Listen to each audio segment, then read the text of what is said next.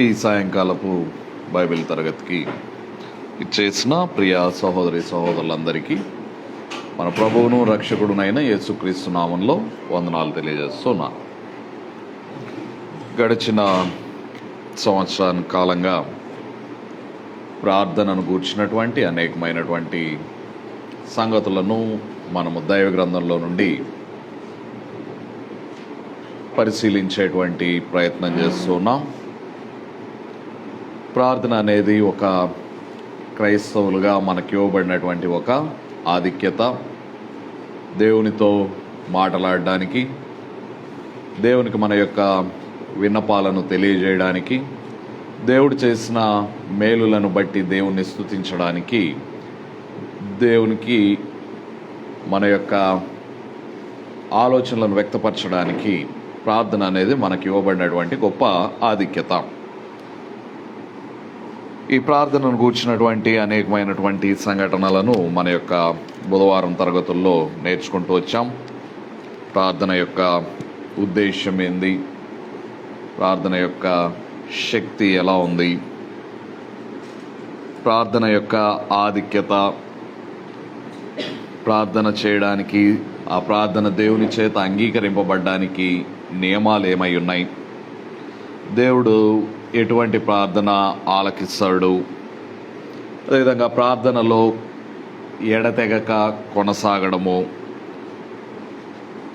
ప్రార్థనను ఆచరించడం ఎలా, ఈ రకంగా అనేకమైనటువంటి విషయాల్ని దైవ గ్రంథంలో నుండి చూస్తూ వచ్చాం. అయితే దైవ గ్రంథం ప్రార్థన యొక్క ఆధిక్యతను గురించి తెలియజేస్తున్నప్పటికీ ప్రార్థన మనకి ఇవ్వబడినటువంటి ఒక గొప్ప వరంగా మనం ఎరిగి ఉన్నప్పటికీ అనుకున్న రీతిలో మనం ప్రార్థన చేయం. దేవుడు ఆశించిన రీతిగా, కోరిన రీతిగా మన యొక్క జీవితాల్లో మనం ప్రార్థించేటువంటి వారిగా కనిపించం. కారణం ఏమై ఉంది? ఎందుకు మనం ప్రార్థించవలసినంతగా నేడు ప్రార్థించడం లేదు అనేటువంటి విషయాన్ని ఆలోచన చేస్తే ఒక ఆలోచన మనం ఏం చెప్పుకోవచ్చు అంటే, మన యొక్క ప్రార్థనలు నిజంగా దేవుడు ఆలకిస్తున్నాడా, నిజంగా నేను ప్రార్థన చేసినందుకు ఆయన జవాబిస్తున్నాడా అనేటువంటి మరి సందేహంలో మనం ఉండిపోవడం వలన, ఒకవేళ నిజంగా నమ్మితే, నా ప్రార్థన దేవుడు ఆలకిస్తున్నాడు అని నేను నిజంగా నమ్మితే ప్రార్థన చేయకుండా నేను ఉండేటువంటి అవకాశము లేదు. ఒక అధికారి దగ్గరికి వెళ్ళినప్పుడు ఆయన నా మొర వింటాడు, విని మేలైనది నాకు జరిగిస్తాడు అని చెప్పినప్పుడు, నాకు సమస్య ఉన్నప్పుడు నేను అధికారి దగ్గరికి వెళ్ళకుండా ఉండను. ఎప్పుడు వెళ్ళను? నేను అనుకుంటే ఏమని, నేను వెళ్ళినా, నేను ఎంత మొరపెట్టినా ఆయన నా మొర ఆలకించడు, నాకేమీ మేలు చేయడు అని నేను అనుకుంటే అనవసరంగా వెళ్ళడం ఎందుకులే అని నేను అధికారి దగ్గరికి వెళ్ళకుండా ఉంటాను. మరి మన దేవుడు అటువంటి వాడు కాదు. ఆయన ప్రార్థన చేయమని కోరినటువంటి వాడు. అదేవిధంగా యేసుక్రీస్తు ప్రభువారు కూడా విసుకక నిత్యము ఎడతెగక ప్రార్థన చేయమని కోరినటువంటి వాడు. మరి ఆయన మన యొక్క ప్రార్థన ఆలకిస్తాడు అనేటువంటి నమ్మకం మనకుంటే, ప్రార్థన ఆలకించినటువంటి దేవుడు మేలైనవి మన యొక్క జీవితంలో జరిగిస్తాడనేటువంటి నమ్మకం మనకుంటే మనం ప్రార్థన చేయకుండా ఉండలేము. కానీ నేడు ప్రార్థించటం లేదు అంటే మనం ఏమని భావిస్తున్నాము అంటే, దేవుడు ప్రార్థన ఆలకించడు అనేటువంటి అభిప్రాయంతో మనం ఉన్నాం. కాబట్టి నేను ప్రార్థించినా ఒకటే, ప్రార్థించకపోయినా ఒకటే అనేటువంటి భావనలో మనం ఉండిపోవడం బట్టి నేడు అనుకున్న రీతిగా, లేదంటే దేవుడు కోరిన రీతిగా మన యొక్క జీవితాల్లో ప్రార్థించలేకపోతున్నాం అనేటువంటిది వాస్తవం. కాబట్టి మన యొక్క ప్రార్థనలకు జవాబు వస్తుంది అనేటువంటి నమ్మకము మనకు లేదు. కాబట్టి మన యొక్క విశ్వాసము సన్నగిలిపోతూ ఉంది. మనం అడగవలసినటువంటి వాటిని అడగలేకుండా ఉన్నాం. కారణం ఏంది అంటే, అసలు దేవుడు ప్రార్థించినప్పుడు ఏ విధంగా ఆయన జవాబిస్తాడు అనేటువంటి విషయాన్ని మనం ఎరిగి ఉంటే నాకు జవాబు రాకుండా ఆలస్యం అవ్వగానే నేను అధైర్యపడిపోను, కృంగిపోను. అసలు దేవుడు నా యొక్క ప్రార్థనలకు అన్ని సందర్భాలలో నేను కోరినటువంటి రీతిగానే జవాబిస్తాడా, లేదంటే కొన్ని సందర్భాల్లో నేను కోరనటువంటి రీతిలో కూడా ఆయన యొక్క జవాబు ఉండేటువంటి అవకాశం ఉందా? ఒకవేళ ఆయన జవాబు నాకు అర్థం కావడం లేదేమో, లేదంటే ఆయన నన్ను కొంతకాలం ఎదురు చూడమంటూ ఉన్నాడేమో, ఈ విషయాలు మనం అర్థం చేసుకోవాలి అంటే అసలు దేవుడు మన యొక్క ప్రార్థనకు ఏ విధంగా జవాబిస్తాడు అనేటువంటి విషయాల్ని దైవగ్రంథంలో నుండి పరిశీలించాల్సినటువంటి అవసరం ఉంది. ఈ దినాన ఆ ప్రయత్నం చేద్దాం, ఆ ప్రయత్నాన్ని ప్రారంభిద్దాం. దేవుడు మన యొక్క ప్రార్థనలకు ఏ విధంగా జవాబిస్తాడు? మనం అందరము కోరుకునేటువంటి జవాబు ఏంది అంటే, మనం ఏదైనా దేవుణ్ణి అడిగినప్పుడు మనం అందరం ఏం కోరుకుంటాము? నేను కోరుకున్నది దేవుడు అనుగ్రహించాలి అని కోరుకుంటాం. నేను ఏదైతే రిక్వెస్ట్ ఆయన్ని చేశానో దానికి ఆయన అవును నీకు ఇది అనుగ్రహించబడుతుంది అని చెప్పాలనే కోరుకుంటాం ఎవరిమైనా, అందుకే ఆయన అడుగుతాం. కానీ మన యొక్క విన్నపములను ఆయన అనుగ్రహించవచ్చు, మనం అడిగినవి మనకి దొరకవచ్చు, లేదంటే ఈ విధంగా దొరికినటువంటి సందర్భాలు ఎన్నో మన యొక్క జీవితంలో ఉండే ఉంటాయి. మనం అడిగినవి దేవుడు మనకు అనుగ్రహించినటువంటి సందర్భాలు ఉన్నాయా లేవా? మన యొక్క జీవితంలో ఎన్నో ఉన్నాయి. కాబట్టి దేవుడు ఏ విధంగా మన యొక్క ప్రార్థనలకు జవాబిస్తాడు అంటే, మొట్టమొదటి విధానం ఏంటి అంటే ఆయన మనం కోరినవి మనకి అనుగ్రహించవచ్చు. నేను దేన్నైతే అడిగానో దానిని ఆయన అనుగ్రహించేటువంటి అవకాశం ఉంది. మన యొక్క జీవితంలో అటువంటి సందర్భాలు ఎన్నో ఉన్నాయి. దేవుడు సాధారణంగా మనం అడిగినటువంటి మనవులను ఆయన అనుగ్రహిస్తాడు. కీర్తనల గ్రంథము 118వ అధ్యాయము, కీర్తనల గ్రంథము 118వ అధ్యాయము. మన యొక్క కష్టకాలంలో మనం దేవుణ్ణి మొరపెట్టినప్పుడు ఆయన మనల్ని తృణీకరించుడు. 118వ అధ్యాయము 5వ వచనాన్ని మనం గమనిస్తే, ఇరుకునందుండి నేను యెహోవాకు మొర్రపెట్టితిని, విశాల స్థలమందు యెహోవా నాకు ఉత్తరమిచ్చెను. నేను కష్టాలలో ఉండి దేవునికి మొరపెడితే భక్తుడు ఏం గుర్తు చేస్తున్నాడంటే, ఆయన నాకు ఉత్తరం ఇచ్చాడు. నేను మొరపెట్టేటప్పుడు నా యొక్క పరిస్థితులకు, ఆయన ఉత్తరం ఇచ్చేటప్పుడు నా యొక్క పరిస్థితులకు మధ్య వ్యత్యాసం ఆడు చూపిస్తున్నాడు. చూడండి, ఇరుకునందుండి నేను మొరపెట్టితిని, విశాల స్థలమందు ఆయన నాకు ఉత్తరం ఇచ్చాను. అంటే నా యొక్క కష్టాలను ఆయన తొలగించాడు, నాకు ఉత్తరం ఇచ్చాడు, నేను అడిగినవి నాకు దయచేశాడు. కాబట్టి మోస్ట్ కామన్గా దేవుడు మన యొక్క ప్రార్థనలకు ఇచ్చేటువంటి జవాబు ఏంది అంటే, ఆయన మనం అడిగినవి అనుగ్రహిస్తాడు, అవుననే చెప్తాడు. ఈడ భక్తుని యొక్క అనుభవంలో కూడా ఆయన ఏమంటున్నాడంటే, కష్టకాలంలో ఇరుకులో ఉండి నేను మొరపెట్టినప్పుడు ఆయన నన్ను కాదనలేదు, ఆయన నేను అడిగినవి నాకు అనుగ్రహించాడు. 138వ కీర్తన, 138వ కీర్తన 138 3వ వచనాన్ని మనం చూస్తే, నేను మొర్రపెట్టిన దినమున నీవు నాకు ఉత్తరమిచ్చితివి, నా ప్రాణములో త్రాణ పుట్టించి నన్ను ధైర్యపరిచితివి. ఆయనేమి కాదు పొమ్మనేటువంటి దేవుడు కాదు. ఆయన ఏం చేస్తాడంటే, ఆయన భక్తులు ఆయనను అడిగినప్పుడు ఆయన వారి యొక్క ప్రార్థనల యందు సంతోషించి ఆయన ఏం చేస్తాడంటే, మొరపెట్టిన దినమున ఉత్తరం ఇస్తాడు. ఆయన విననటువంటి దేవుడు కాదు. ఒక తండ్రి తన యొక్క బిడ్డల పట్ల ఎంత శ్రద్ధ కలిగి ఉంటాడో, ఈ భౌతికమైనటువంటి తండ్రుల కన్నా ఈ ఆత్మీయ తండ్రి, పరలోకపు తండ్రి అంతకన్నా మన యొక్క అవసరతల పట్ల శ్రద్ధ కలిగినటువంటి వాడు. ఆయన మన యొక్క మొర ఆలకించడం మాత్రమే కాదు, ఆలకించినటువంటి మొరను ఆయన అనుగ్రహిస్తాడు. అటువంటి సందర్భాలు ఎన్నో దైవ గ్రంథంలో మనం చూడవచ్చు. సమూయేలు గ్రంథంలో, మొదటి గ్రంథంలో మనం చూసినట్లయితే ఇక్కడ ఎల్కానా అనేటువంటి వ్యక్తి ఉన్నాడు. అతనికి 2 భార్యలు ఉన్నారు. ఒక ఆమె పేరు పెనిన్నా, ఒక ఆమె పేరు హన్నా. పెనిన్నాకు మరి పిల్లలు ఉన్నారు, హన్నాకు కుమారులు కానీ కుమార్తెలు కానీ లేరు. అయితే మరి దానిని బట్టి ఆమె ప్రాణం బహుగా విసిగిపోయినందున, పెనిన్నా ఆమెను విసిగించినందున ఆమె దేవుని సన్నిధికి వచ్చి ఏడ్చుచు మరి ప్రార్థన చేసినప్పుడు దేవుడు ఆమె యొక్క మొర ఆలకించినట్లుగా మనం గమనించవచ్చు. సమూయేలు మొదటి గ్రంథం 1వ అధ్యాయంలో 10వ వచనంలో దుఃఖాక్రాంతురాలై వచ్చి యెహోవా సన్నిధిని ప్రార్థన చేయుచు బహుగా ఏడ్చుచు, సైన్యములకు అధిపతి యెహోవా, నీ సేవకురాలనైన నాకు కలిగిన శ్రమను చూచి నీ సేవకురాలనైన నన్ను మరొక జ్ఞాపకం చేసుకొని నీ సేవకురాలనైన నాకు మగపిల్లను దయచేసిన ఎడల వాని తల మీదకి క్షౌరపు కత్తి ఎన్నటికీ రానియక వాడు బ్రతుకు దినములన్నిటను నేను వాణ్ణి యెహోవానగు నీకు అప్పగింతునని మ్రొక్కుబడి చేసుకొనెను. ఆమె యెహోవా సన్నిధిని ప్రార్థన చేయుచుండగా ఏలి ఆమె నోరు కనిపెట్టుచుండెను. తర్వాత జరిగినటువంటి విషయాలు మనకు తెలుసు. ఆమె ఒక కుమారుణ్ణి కనడము, అతనికి సమూయేలు అని పేరు పెట్టి దేవుని సన్నిధిలో ఆ బిడ్డను ప్రతిష్ఠించడము, ఈ విషయాలన్నీ మనం గమనించవచ్చు. కాబట్టి మనము ప్రార్థన చేసినప్పుడు దేవుడు వినకుండా ఉండేటువంటి దేవుడు కాదు. ఈ విషయాన్ని మనం మర్చిపోకూడదు. మరి మనం ఎందుకు ప్రార్థన చేయట్లేదు?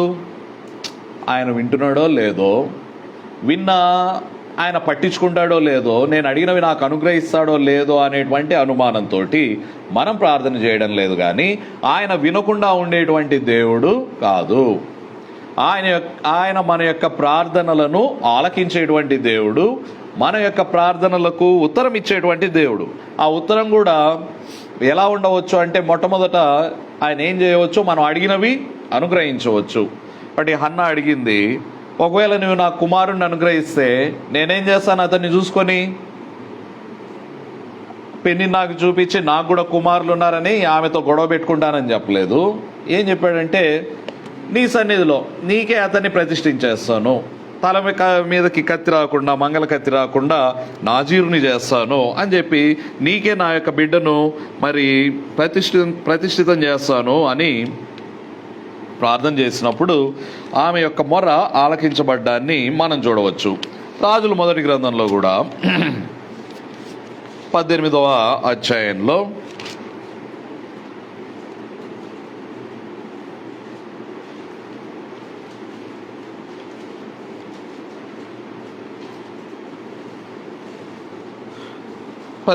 అధ్యాయము 41 నుండి 45 వచనాల్లో కూడా ఇక్కడ ఏలియా వర్షం కొరకు ప్రార్థన చేసినప్పుడు మరి వర్షం పడడాన్ని ఈ 41 నుండి 45 వచనాల వరకు మనం చూడవచ్చు. పిమ్మట ఏలియా, విస్తారమైన వర్షం వచ్చినట్లుగా ధ్వని పుట్టుచున్నది, నీవు పోయి భోజనం చేయమని ఆహాబ్తో చెప్పగా ఆహాబ్ భోజనం చేయబోయాను. కానీ ఏలియా కర్మేలు పర్వతం మీదకి పోయి నేల మీద పడి ముఖము మోకాళ్ళ మధ్య ఉంచుకొనేను. తర్వాత అతడు తన దాసుని పిలిచి, నీవు పైకి పోయి సముద్రం వైపు చూడుమనగా వాడు మెరక ఎక్కి పారజూచి ఏమీ కనబడలేదని అనగా అతడు ఇంకా 7 మార్లు పోయి చూడుమని చెప్పెను. 7వ మారు అతడు చూచి, అదిగో మనిషి చెయ్యి అంత చిన్న మేఘము సముద్రము నుండి పైకి ఎక్కుచున్నదనెను.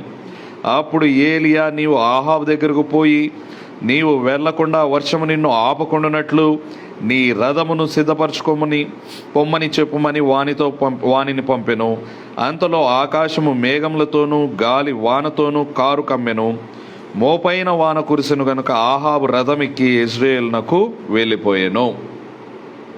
అక్కడ వర్షం పడేటువంటి పరిస్థితులు ఏం కనిపించలేదు. కానీ దేవుడు ఏలియాకి ఏం చెప్పాడంటే, వర్షం పడిద్దని ఆహాబుకు తెలియజేయమని చెప్పాడు. 3.5 సంవత్సరాలు గడిచిపోయింది వర్షం పడక. మరి ఏలియా వచ్చాడు, ఆహాబుకు వర్షం గురించి చెప్పాడు. ఆహాబుకు అయితే చెప్పాడు, కానీ అక్కడ చూస్తే వర్షం పడేటువంటి పరిస్థితులు కనిపించడం లేదు. అప్పుడు ఏం చేశాడంటే, ఏలియా వెళ్ళి అతనికి వెళ్ళిపోమని చెప్పి పర్వతం మీదకి పోయి నేల మీద పడి ముఖము మోకాళ్ళ మధ్య ఉంచుకొనేనంటే ఏం చేస్తున్నాడు? దేవునికి మొరపెడుతూ ఉన్నాడు. తన సేవకుడిని పంపించాడు, పోయి చూడు ఏమన్నా వర్షం పడుతుందేమో, ఏమన్నా మేఘాలు కనిపిస్తున్నాయేమో. అతను వచ్చి చెప్పాడు, ఏం కనిపించడం లేదు. ఇట్లా 7 సార్లు వెళ్ళి చూడు అన్నాడు. వెళ్ళి చూసినప్పుడు ఎంత మేఘం కనిపించిందంట, మనిషి చెయ్యంత. ఇంత మేఘం కనిపించినప్పుడు వర్షం పడిన సందర్భాలు ఉన్నాయా? ఎవరైనా నమ్మేటువంటి పరిస్థితేనా అది? కానీ ఇంత మేఘం అంటే పరిస్థితులు ప్రతికూలంగా ఉన్నప్పుడు సహితము దేవుడు మన యొక్క మొర ఆలకించి మనం అడిగిన దానిని ఆయన అనుగ్రహించుటకు సమర్థుడు.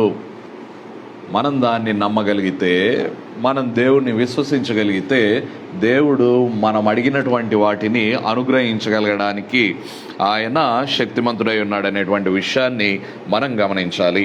అయితే దేవుడు అనుగ్రహించాలి అని అన్నప్పుడు ఎప్పుడైతే మన యొక్క జీవితాల్లో ఆయన చిత్తాన్ని జరిగించడానికి మనం ఇష్టపడతామో అటువంటి వారి జీవితాల్లో దేవుడు ఆయన యొక్క వారి యొక్క ప్రార్థనలను ఆలకిస్తాడనేటువంటి విషయాన్ని మనం గమనించాలి. ఉదాహరణకు మత్తయి సువార్త 6వ అధ్యాయాన్ని మనం గమనించినట్లయితే, మత్తయి సువార్త 6వ అధ్యాయము 33వ వచనాన్ని మనం గమనించినప్పుడు,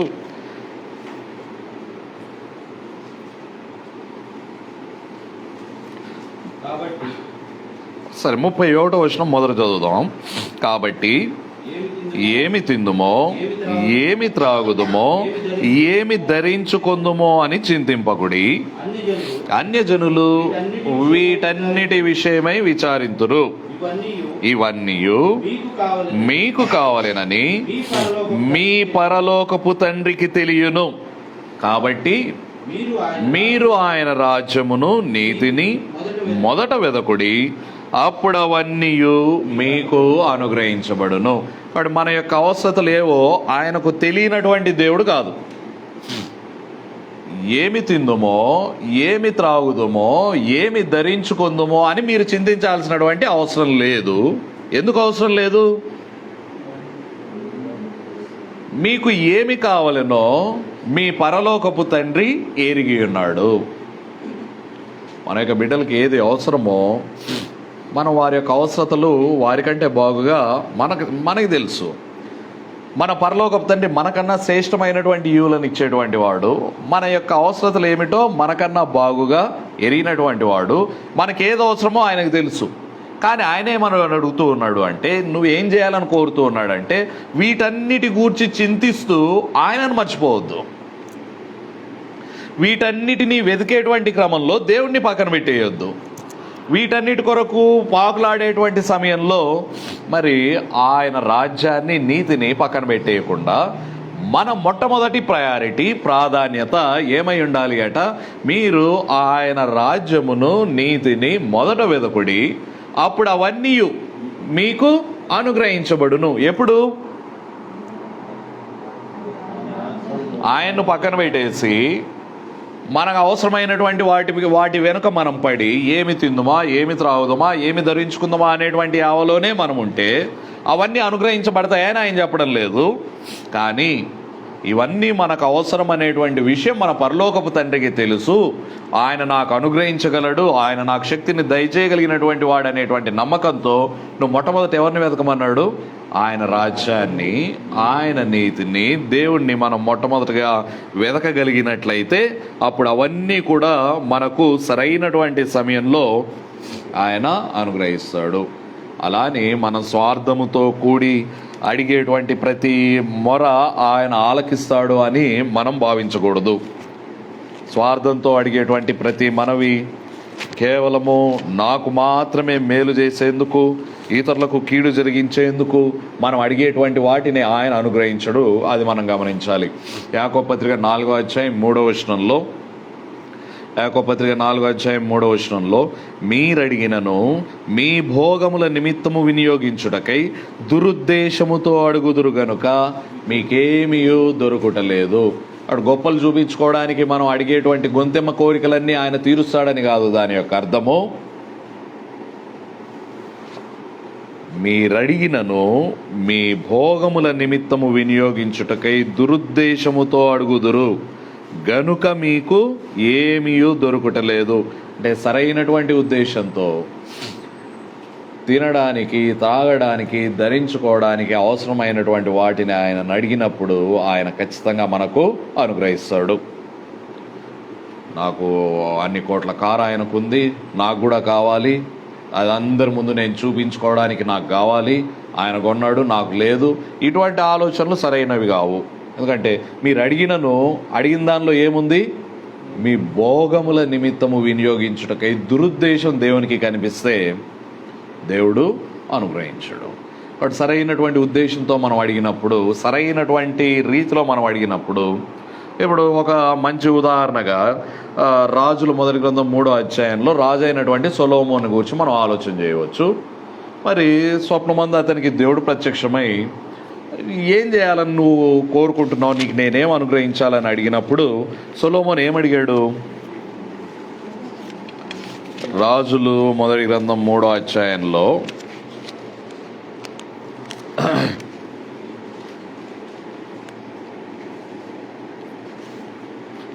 8వ వచనం నుండి చూడండి. నీ దాసుడైన నేను నీవు కోరుకొనిన జనుల మధ్య ఉన్నాను, వారు విస్తరించి ఉన్నందున వారిని లెక్కపెట్టుటయు వారి విశాల దేశమును తనిఖీ చేయుటయు అసాధ్యము. ఇంత గొప్పదైన నీ జనమునకు న్యాయము తీర్చగలవాడు ఎవడు? కాబట్టి నేను మంచి చెడ్డలు వివేచించి నీ జనులకు న్యాయము తీర్చున్నట్లు నీ దాసుడనైన నాకు వివేకము గల హృదయము దయచేయుము. దేన్ని అడగలేదు ఆయన? ఐశ్వర్యాన్ని అడగలేదు, వెండి బంగారాలను అడగలేదు, దీర్ఘాయువుని అడగలేదు, కీర్తిని అడగలేదు. ఆయన ఏమన్నాడంటే, నేను బాలుడను, నీ ప్రజలను పరిపాలించడానికి నాకు జ్ఞానము సరిపోదు, వివేకము కలిగినటువంటి హృదయం నాకిమ్ము అన్నాడు. ఈ యొక్క ప్రార్థన ఎట్లా ఉందట? సొలొమోను చేసిన ఈ మనవి ప్రభువునకు అనుకూలమాయెను. గనుక ఆయన ఏమన్నాడంటే, దేవుడు అతనికి ఇలాగు సెలవిచ్చును, దీర్ఘాయువునైనను ఐశ్వర్యమునైనను నీ శత్రువుల ప్రాణమునైనను అడగక న్యాయములను గ్రహించుటకు వివేకము అనుగ్రహించుమని నీవు అడిగితివి. నీవు ఈలాగున అడిగినందున నీ మనవి ఆలకించుచున్నాను. బుద్ధి వివేకములు గల హృదయము నీకిచ్చుచున్నాను. పూర్వీకులలో నీ వంటి వాడు ఒకడునూ లేడు, ఇక మీదట నీ వంటి వాడు ఒకడునూ ఉండడు. మరియు నీవు ఐశ్వర్యమును ఘనతను ఇమ్మని అడగకపోయినను నేను వాటిని కూడా నీకిచ్చుచున్నాను. అందువలన నీ దినములన్నిటను రాజులలో నీ వంటి వాడు ఒకడైనను ఉండడు. మరియు నీ తండ్రి అయిన దావీదు నా మార్గములలో నడిచి నా కట్టడలను నేను నియమించిన ధర్మమంతటినీ గైకొనినట్లు నీవు నడిచి వాటిని గైకొనిన ఎడల నిన్ను దీర్ఘాయుష్మంతునిగా చేసేదను అనెను. అడిగినవి అనుగ్రహించబడ్డాయా లేదా? అడిగినవి మాత్రమే అనుగ్రహించబడ్డాయా? ఇంకా ఎక్కువ అనుగ్రహించబడ్డాయా? దేవుని దృష్టికి అనుకూలమైన రీతిగా అడిగినప్పుడు, ఆయన చిత్తానుసారముగా మనం అడిగినప్పుడు మన యొక్క మనవి ఆలకించబడుతుంది.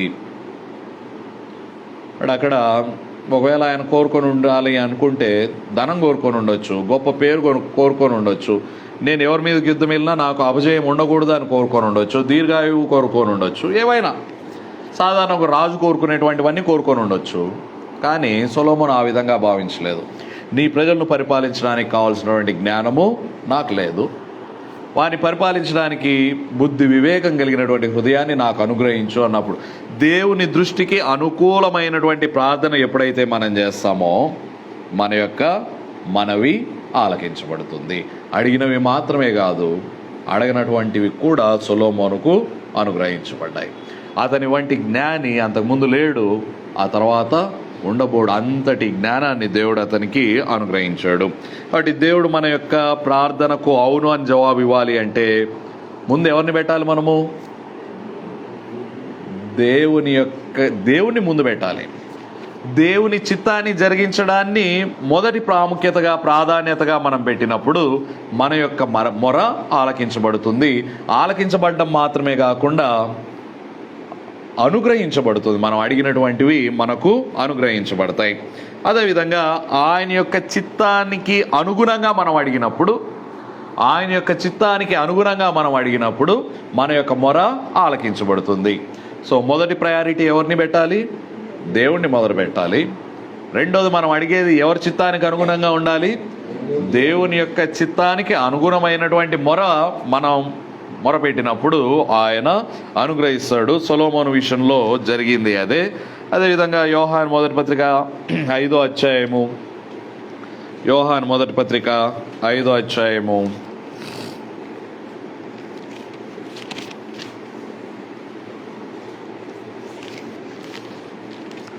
14వ వచనం మనం గమనించినట్లయితే, ఆయనను బట్టి మనకు కలిగిన ధైర్యం ఏదనగా ఆయన చిత్తానుసారముగా మనమేది అడిగినను ఆయన మన మనవి ఆలకించుననున్నదియే.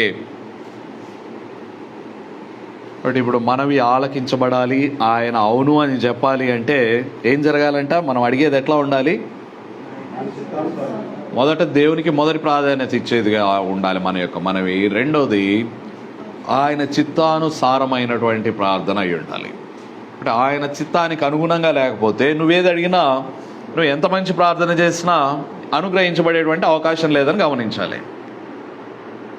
నువ్వు అడిగింది దేవుని యొక్క చిత్తం కాకపోతే అది నీకు అనుగ్రహించబడినా నీకు దానివల్ల ప్రయోజనం ఏమీ ఉండదు. యేసుక్రీస్తు ప్రభువారు గెత్సెమనేటువంటి తోటలో ఉండి ఆయన ప్రార్థించినప్పుడు ఆయన ముమ్మారు ప్రార్థన చేశాడు. ఏమని? తండ్రి, ఈ గిన్నె నా యొద్ద నుండి తొలగించు. ఎప్పుడు? నా ఇష్ట ప్రకారము కాదు, నీ చిత్తమే జరుగును అన్నాడు. నీ చిత్తమే సిద్ధించాలి అన్నాడు. గిన్నె తొలగించబడిందా అంటే ఎందుకు తొలగించబడలేదు? దేవుడు యేసుక్రీస్తు ప్రభువారి యొక్క మొర ఆలకించలేదనా? ఆలకించలేదు, ఆయనకు వినిపించలేదనా దాని యొక్క అర్థము? ఆయన విన్నాడు, కానీ దేవుని యొక్క చిత్తం ఏంది? సమస్త మానవాళి పాపము కొరకు ఆయన బలి పశువుగా శిలువ మీద అప్పగించబడాలి. శిలువ మీద బలి అవ్వాలనేది దేవుని చిత్తం అయితే, ఆ యొక్క గిన్నె ఆయన యొద్ద నుండి తొలగిస్తే ఆ యొక్క చిత్తం నెరవేర్చబడుతుందా? నెరవేర్చబడదు. కాబట్టి యేసుక్రీస్తు ప్రభువారు ముమ్మారు మొరపెట్టిన ఆయన ఏమని మొరపెట్టాడు అంటే, తండ్రి నీ చిత్తమైతేనే, నా ఇష్టం కాదు. సో మనం ప్రార్థన చేసేటప్పుడు కూడా దేనికి ప్రాముఖ్యతనివ్వాలి? మన ఇష్టానికి కాదు. తండ్రి ఇది ఒకవేళ నీ చిత్తమైతే, ఇది జరగడం నీకు ఇష్టమైతే, నువ్వు నా జీవితంలో ఇది జరిగించాలని నువ్వు కోరుకుంటే ఇది జరిగించు, లేదంటే నీ చిత్తం ఏదో అదే నా యొక్క జీవితంలో జరిగించు. ఆయన చిత్తానుసారంగా చేసినటువంటి ప్రార్థన ఖచ్చితంగా ఆలకించబడుతుంది. బట్ ఆయన చిత్తానుసారంగా అడగాలి. అంతేకాదు, మనం ఆయన చిత్తానుసారంగా అడిగేటువంటి మనము ఆయన చిత్తాన్ని జరిగించేటువంటి వారమై ఉండి అడగాలి. ఆయన చిత్తాన్ని జరిగించేటువంటి వారిగా అడగాలి. అండ్ నువ్వు నాకు అది అనుగ్రహిస్తే నేను వెళ్ళి అందరి ముందు నిలబడి నేను ఎంత గొప్పనో చూపించుకుంటాను అంటే ఆయన అనుగ్రహిస్తాడనా? నేను ఆయన చిత్తాన్ని జరిగిస్తూ, నేను ఆయన చిత్తానుసారంగా అడిగినప్పుడు నా యొక్క మొర ఆలకించబడుతుంది. యోహాను మొదటి పత్రిక 3వ అధ్యాయంలో, యోహాను మొదటి పత్రిక 3వ అధ్యాయంలో 22వ వచనాన్ని మనం గమనిస్తే, మరియు మనం ఆయన ఆజ్ఞలను గైకొనుచు ఆయన దృష్టికి ఇష్టమైనవి చేయుచున్నాము గనుక మనం ఏమి అడిగినను అది ఆయన వలన మనకు దొరుకును. వాడు ఎప్పుడు దొరుకుతుందంట? ఆయనకి ఇష్టమైనవి మనం జరిగించినప్పుడు, ఆయన చిత్తాన్ని జరిగించినప్పుడు. ఇప్పుడు 3 విషయాలు చెప్పుకున్నాం. ఒకటి, దేవునికి మొదటి ప్రాధాన్యత ఇచ్చినప్పుడు. రెండవది, ఆయన చిత్తానుసారంగా అడిగినప్పుడు. మూడవది, ఆయన చిత్తాన్ని జరిగిస్తూ, ఆయన ఆజ్ఞలను జరిగిస్తూ అడిగినప్పుడు మన యొక్క మనవి ఆలకించబడుతుంది. కాబట్టి మనం అడిగేటప్పుడు మనం గమనించాలి, నేను నిజంగా ఆయన యొక్క ఆజ్ఞలను గైకుంటున్నానా? ఆయన ఇష్టాన్ని నా యొక్క జీవితంలో జరిగిస్తూ ఉన్నానా? నేను నిజంగా ఆయనకు విధేయుడిగా ఉన్నానా? ఒకవేళ నేను విధేయుడిగా లేకపోతే ఇంకా ఎక్కువ ఈవులు ఆయన అనుగ్రహించినంత మాత్రాన నేనేమైనా విధేయుడిని అవుతానా?